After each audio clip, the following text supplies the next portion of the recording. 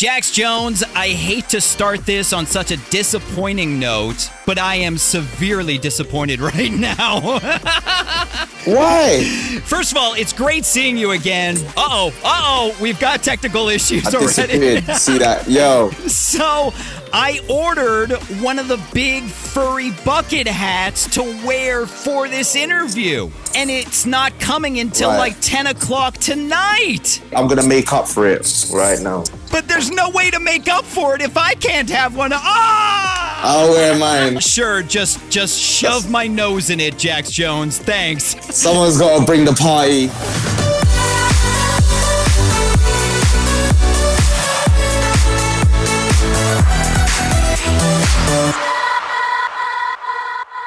Jax Jones, welcome back to America's Dance 30. It's great seeing you again. Pleasure to be here, Brian. How you doing, man? Doing great. It has been way too long. How have you been? I've been good, man. Getting ready for the summer. I'm about to start my Ibiza season. I've had a little daughter, so I'm learning to be a dad and just enjoying making music and touring again, man. Well, congratulations on Where Did You Go with MNEK going #1. That is so incredible. Amazing thing to have to start my year off. And honestly, this record's been on such a journey. So for it to get to this far, I'm so happy, man. Well, we're going to talk about that coming up, but let's get some midnight snacks with Jax Jones. Let's find out a bunch of your favorites with Finky's favorites. Let's go.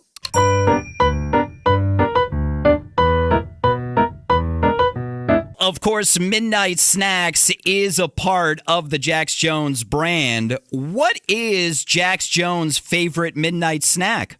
Right now, it's probably cheese. I love eating cheese, man. That's so random.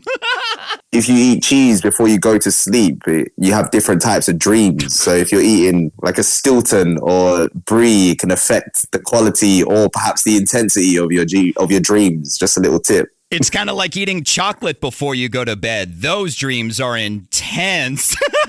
Oh my God. What kind of dreams do you get?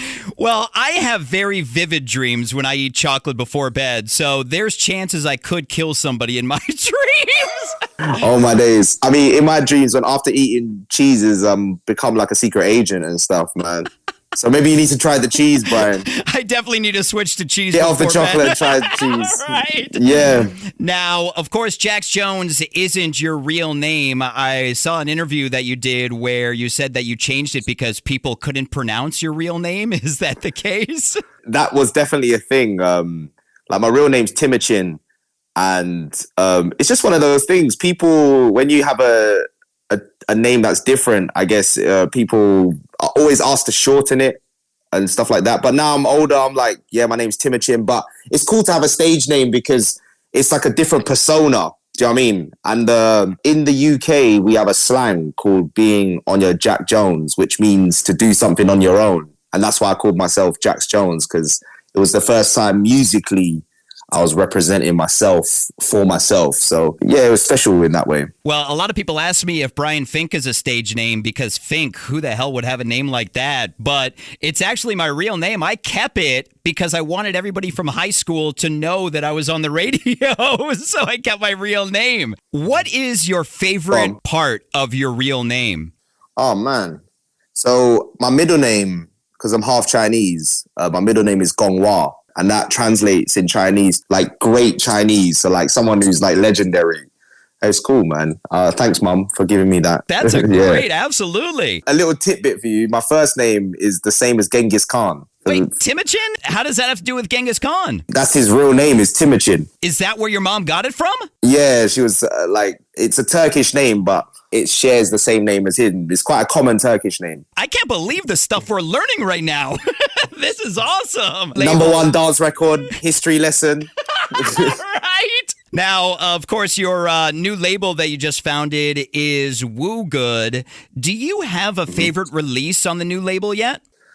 They're all my babies. I love all the acts for different reasons. Notable ones are there's an act called Forever 99, who are a really cool animated project, and recently sampled Paul McCartney's Wings into like more of a house record, which feels really fun. But overall, it's for me an opportunity just to help new talent come through and give them a position that perhaps I would have liked someone to give me. Mentors are really important. I have a really close relationship with all the artists we work with, whether to help them musically get to where they want to get to, or even just on a career level. So yeah, I'm super passionate about it, man. And everyone should check out the acts we got. They're amazing. Well, speaking of favorite music, and this is always a tough question that every artist has an issue with, but what is Jax Jones' favorite Jax Jones song? Wow. Where did you go? Right? Good choice. Where did you go? Good choice. I might have to say the one you did with Jess Glynn was one of my favorites. One Touch. Such an amazing song. Oh, thank you, man. Yeah, that song is cool. It's got a like gospel feel to it, right? Yeah. It's cool. Yeah. Now, finally, in Finky's favorites, you recently posted a picture on your Instagram with your daughter. Is it Lawana? Is that how it's pronounced? That's correct. Yeah, well done, man. Such a beautiful name. First of all, where did that name come from? So it's a Thai name, and my daughter, yeah, she's a quarter Thai. So, it's just a beautiful name. So it means pretty in Thai. Such a beautiful name. Well, in the picture that you posted, you are wearing a Spice Girls shirt. Who is Jax Jones' favorite Spice Girl? I have to say Mel C, because she's a friend of mine, so she would kick my backside if I didn't say that. We've got Mel B on the line with us right now. Let me bring her. No, I'm joking.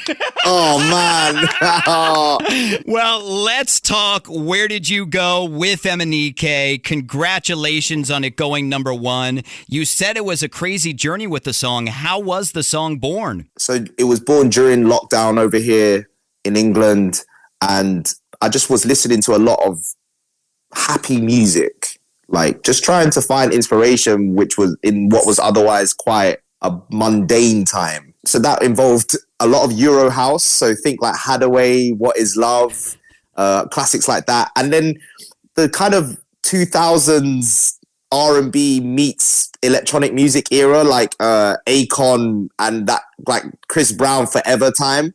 And Akon stuff was kind of like my teenage years.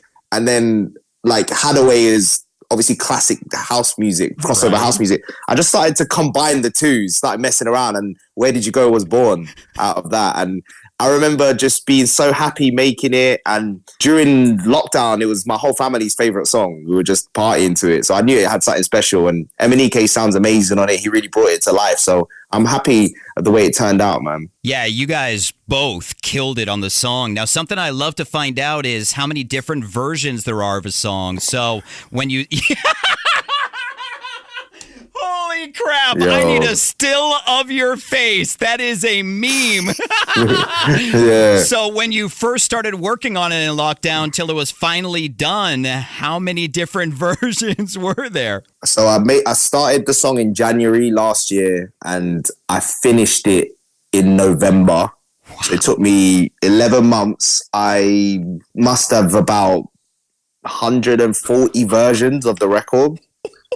Between different vocalists, between different versions of the melodies, and it was a struggle, man. Like I remember when I first made the song, a lot of my record label didn't understand it at the time, so that was difficult. And so, just any artist listening, if you're passionate about something, don't let people put you off. Just see it through.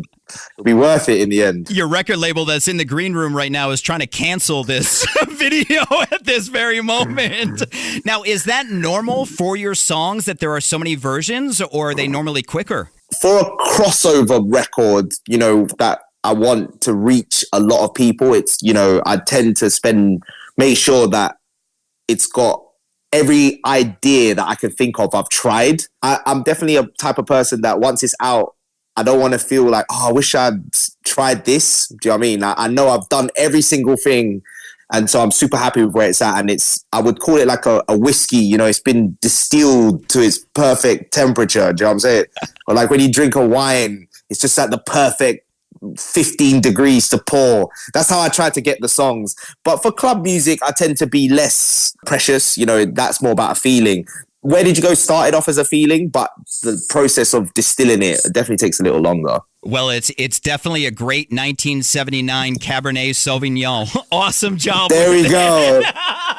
Going up in value. So what is next for Jax Jones? Well, I'm excited because we're touring again. I'm starting my season out in Ibiza. So if anyone wants to come out, I'm here at Pasha every Thursday. And then I'm coming out to America. I'm doing Life is Beautiful in Vegas, Lollapalooza in Chicago.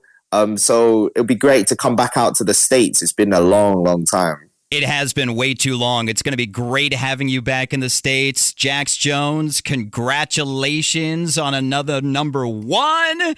And thank you for your time on America's Dance 30. Thank you, Brian, man. Pleasure.